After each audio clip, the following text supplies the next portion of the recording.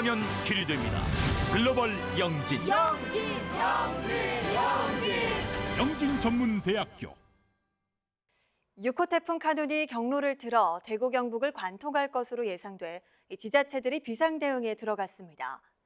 대구 기상청은 현재 일본 오키나와 북동쪽 해상을 지나는 카눈이 당초 예상보다 서쪽으로 진행해 오는 10일 오전 경남 김해 해안으로 상륙한 뒤 대구 경북을 관통할 것으로 내다봤습니다. 이에 따라 지난해 태풍 흰남노 피해가 컸던 포항을 비롯한 경북 지자체들이 비상 대응 체제를 가동했습니다. 한편 오늘도 의성 37.1도, 대구 35.6도를 보이며 폭염이 이어졌지만 내일부터 동풍의 영향으로 기온이 다소 떨어질 것으로 예보되면서 포항과 경주 등 경북 10개 지역 폭염경보가 주의보로 대체됐습니다. 연일 극심한 폭염에 자외선 위험지수도 매우 높은 상태를 유지하고 있는데요.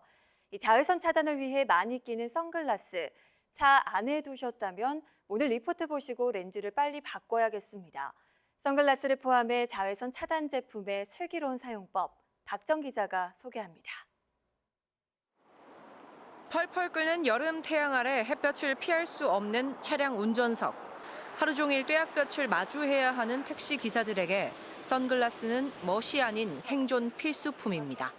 이 햇빛 때문에 선글라스 안 쓰면 눈이 어지러워 간대요. 전에는 안 꼈는데 눈 수술하고부터 백내장 수술하고부터 밖에 나오면 눈이 부실 때는 끼고. 선글라스를 벗어두는 곳은 약속이라도 한 듯 모두 차량 안 선글라스 보관함입니다. 필요 없을 때나 선글라스의 렌즈 코팅막은 70도 환경에서는 5분, 90도에서는 1분만 지나도 균열이 발생하는데 여름철 햇볕에 달궈진 차량 내부 온도는 최고 90도, 렌즈가 망가질 수밖에 없습니다. 문제는 렌즈가 망가진 선글라스도 외관상으로는 별 차이가 없기 때문에 다시 사용하기 쉽다는 겁니다. 이렇게 되면요, 깨진 렌즈 코팅막 사이로 자외선이 들어오는데 이 선글라스로 어두워진 시야만큼 동공은 확장돼 있기 때문에 선글라스를 끼지 않았을 때보다 오히려 더 많은 유해 광선을 흡수하게 됩니다.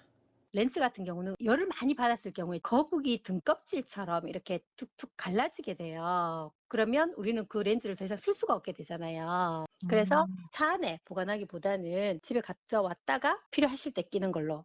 자외선의 폭염 열기까지 막아주는 양산은 사례 길이가 65cm 미만이면 차단율이 85% 이상, 65cm를 넘으면 90%까지 올라갑니다. 소재와 색상에 따른 차단율도 제각각이어서 레이스보다는 두꺼운 민무늬 소재, 겉면은 희거나 밝고 안쪽은 검은색이어야 바깥쪽 태양빛을 막고 바닥에서 반사되는 자외선을 흡수해 효과적입니다. 또 자외선 차단제는 2시간 간격으로 덧발라야 차단 지수만큼의 효과를 볼 수 있습니다. 여름철 건강관리에 필수적인 자외선 차단 제품, 제대로 알고 써야 건강을 지킬 수 있습니다. TBC 박정입니다. 다음 소식입니다. 전국 공공장소에 묻지마 흉기 난동이 이어지면서 주말과 휴일, 대구 도심에 무장경찰과 장갑차가 등장했습니다. 대구경찰청은 중앙내거리 일대와 도시철도 반월당역, 대구공항 등에 하루 1,000명의 경찰력과 장갑차를 배치해 검문 검색을 강화하고 있고 강력범죄가 발생하면 총기나 테이저건을 적극 활용할 방침입니다. 한편 어제 한국야구위원회 공식 어플리케이션에 올라온 삼성라이온즈파크 흉기 난동 예고글과 관련해 경찰은 작성자 IP가 외국 주소인 점을 확인하고 여러 가능성을 두고 수사하고 있습니다. 경북경찰청은 온라인에 살인 예고글을 올린 33살 A씨에게 살인 예비 혐의를 적용해 구속 송치했습니다.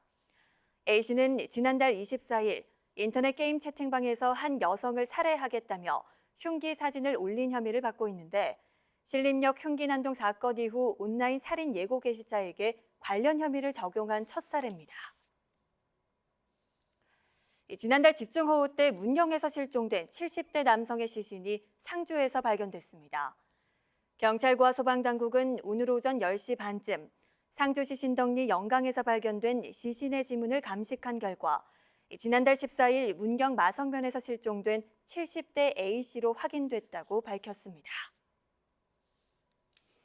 오늘 새벽 4시 45분쯤 야생 멧돼지 한 마리가 대구시 만촌동 가정집에 들어와 주민 2명이 다쳤습니다. 대구소방안전본부에 따르면 60대 남성은 멧돼지에 물려 상처를 입었고 50대 남성은 옥상에서 떨어지면서 발목을 다쳤습니다. 수성구는 전문 엽사를 동원해 수색 작업을 벌이는 한편 멧돼지 출몰 관련 안내 문자를 발송했습니다. 부동산 경기 침체 속에 올 상반기 주택연금 가입자가 사상 최대치를 기록했습니다. 집값이 떨어지는 상황에서 금리 인상까지 맞물려 한 달 수령액이 더 줄어들기 전에 연금 가입을 서두르는 것으로 보입니다. 김용호 기자가 보도합니다.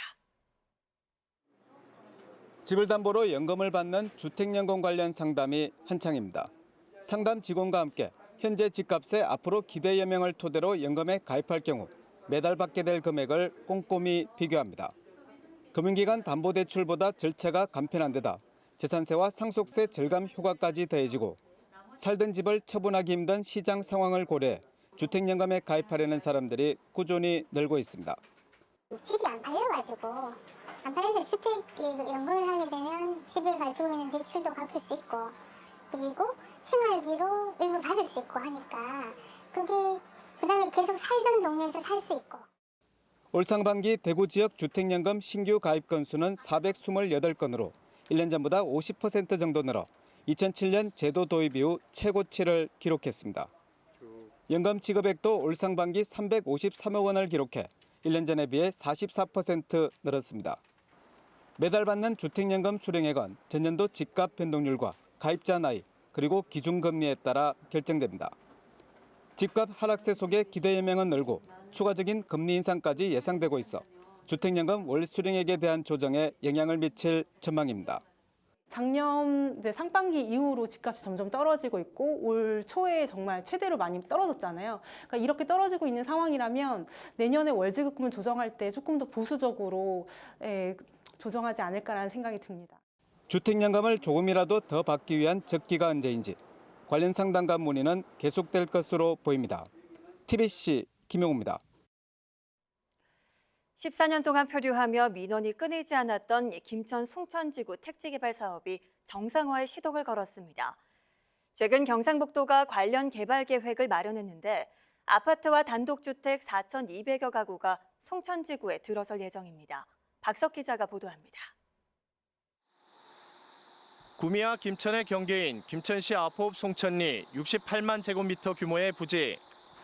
2009년 택지개발사업구역 지정 이후 시행자인 LH가 여건 악화를 이유로 사업 추진을 보류하면서 진척이 없었습니다. 14년간 표류했던 택지개발 사업은 주민들의 지속적인 사업 재개 요청과 경부고속도로 북구미 IC 개통 등 접근성 향상으로 급물살을 타기 시작했습니다. LH와 김천시 토지 소유자가 택지개발 사업 추진을 협의했고 경북도가 최근 개발 계획을 마련해 사업이 정상화될 전망입니다. 14년 만에 이제 결실을 보는 것 같아서 참 기분이 좋습니다. 좀 빨리빨리 진행을 해서 주민들이 좀 편안한 마음으로 살아갈 수 있도록 그렇게 해줬으면. 김천시가 인허가 등 행정 절차를 마무리하면 빠르면 2026년 본격 공사가 진행될 것으로 보입니다. 송천지구는 토지가 수용된 토지주에게 개발구역 내 조성된 땅을 주는 환지 방식을 적용한 도시개발 사업으로 추진하기로 했습니다. 김천 송천지구가 주민, 지역의원 및 김천시 등 지자체의 적극적인 도움으로 사업 추진에 첫 바늘을 꿰게 되었습니다. 향후 실시계획 및 환지계획 인가 등의 절차가 남은 만큼 원활히 추진될 수 있도록 최선을 다합니다. 송천지구에는 단독주택 200여 가구와 아파트 4천여 가구 그리고 생태공원이 들어서 김천과 구미 산단 배후 명품 주거지가 될 것으로 보입니다. 김천시는 10,000명 가까운 인구 유입과 1조 원 정도 사업비가 투자돼 지역 경제 활성화에 도움이 될 것으로 기대하고 있습니다. TBC 박석입니다. SNS 톡톡 순서입니다. 취약계층 이웃들에게 따뜻한 나눔을 전하는 제빵 봉사대를 소개합니다. 또 대구시 서구에 새롭게 설치된 바닥 분수부터 예쁜 배롱나무꽃으로 유명한 숨은 사진 명소들까지 지역 SNS 소식들을 전해드립니다. 이웃들에게 따뜻한 나눔을 전하는 봉화군의 제빵봉사대를 소개합니다. 빵가게를 운영하고 있는 현직 사장님들이 출동해서 빵과 과자를 직접 만든다고 하는데요. 완성된 빵과 과자들은 독거노인과 소외 아동들에게 전달된다고 합니다. 이번 메뉴는 맛과 함께 건강도 챙길 수 있는 단호박 머핀입니다. 봉화군 제빵 봉사대는 단순히 음식을 전하는 것에만 그치지 않고 취약계층들과 소통도 하며 함께 사는 세상의 소중함도 잘 보여줍니다. 더워도 너무 더운 데프리카. 이 무더운 여름을 아주 시원하게 식혀줄 바닥 분수들을 소개합니다. 대구시 서구에 새롭게 설치된 바닥 분수들은 주민들에게 쾌적한 휴양 공간으로 자리 잡고 있는데요. 비산동의 동아리공원, 내당동의 황제공원, 평리동에는 평리육소공원 등 모두 14곳에 조성돼 있습니다. 힘차게 나오는 분수들을 보니 찜통 더위가 절로 물러가는 것 같습니다. 또 수질 관리도 꼼꼼하게 하고 있다고 하니까요. 이번 여름 대구시 서구에 있는 바닥 분수를 찾아 시원하게 보내보는 건 어떨까요? 예쁜 배롱나무 꽃이 있는 대구시 동구 옥골마을로 안내합니다. 예전에 산과 들에 온나무가 많아서 옥골마을로 불렸다는 이곳에는 마을로 들어오는 나쁜 기운을 막기 위해 조성한 숲이 있는데요. 이 숲에는 무려 400년이나 된 나무들도 자리하고 있습니다. 무엇보다 멋스러운 고택들과 잘 어우러진 분홍빛 배롱나무 꽃이 제일 눈에 띕니다. 옛 정취가 잘 느껴지는 골목길을 따라 조용히 산책을 해도 좋을 것 같습니다. 동구의 또 다른 배롱나무 명소는 팔공산 자락에 위치한 신송겸 장군 유적지입니다. 이곳에는 보호수로 지정된 400살 배롱나무를 비롯해서 많은 배롱나무들의 꽃이 활짝 펴 곳곳에 분홍 물결을 이루고 있습니다. 사진 명소로 입소문이 나면서 방문객들도 점점 늘고 있다니까요. 더 많은 분들이 찾기 전에 가보시는 건 어떨까요? 지금까지 SNS 톡톡이었습니다. 폭염 환자가 속출한 전북 새만금 세계 스카우트 잼버리 현장에 경북 의료진이 급파됐습니다. 경상북도는 잼버리 대회장에서 온열 질환자와 탈수, 벌레 물림 환자가 나오고 있어 안동과 김천, 포항의료원 행복병원버스와 의료 인력 8명 파견을 긴급히 결정하고 부족한 의약품도 공급하기로 했습니다. 대구 달성공원의 수컷 아시아 코끼리 복동이가 폐사했습니다. 올해 신살인 복동이는 1975년 달성공원에 온 뒤 시민들의 사랑을 받아왔는데 2달 전부터 발톱주위염과 노령으로 인한 체력 저하로 치료를 받다 지난 4일 숨을 거뒀습니다. 대구시는 사육 코끼리 평균 수명이 40년 정도라며 부검결과 노령으로 인한 심장 내부의 지방 덩어리가 과도하게 축적돼 폐사한 것으로 보인다고 설명했습니다. 폭염 관련 산업재해를 예방하기 위해 대구시가 건설 현장에 안전보건 지킴이를 투입합니다. 공개 모집으로 위촉된 산업안전보건 분야 전문가 10명은 건설 현장을 방문해 법령과 현장 안전 수칙, 폭염 취약 시간대 휴식 시간 등 온열 질환 예방 규칙 준수 여부 등을 점검합니다. 김천시가 폭염 피해를 최소화하기 위해 재난안전대책본부 운영 비상단계를 상향 조정하고 비상근무에 들어갔습니다. 온열 질환자 발생에 대응해 3개로 운영하던 비상근무반을 6개로 늘리고 폭염에 취약한 고령층 안전을 위해 마을마다 폭염 행동 요령을 방송하고 있습니다. 김천시는 낮 동안 논밭 작업 자제와 무더위 쉼터 운영, 예찰 활동 강화 등 폭염 인명피해 예방에 총력을 쏟을 계획입니다.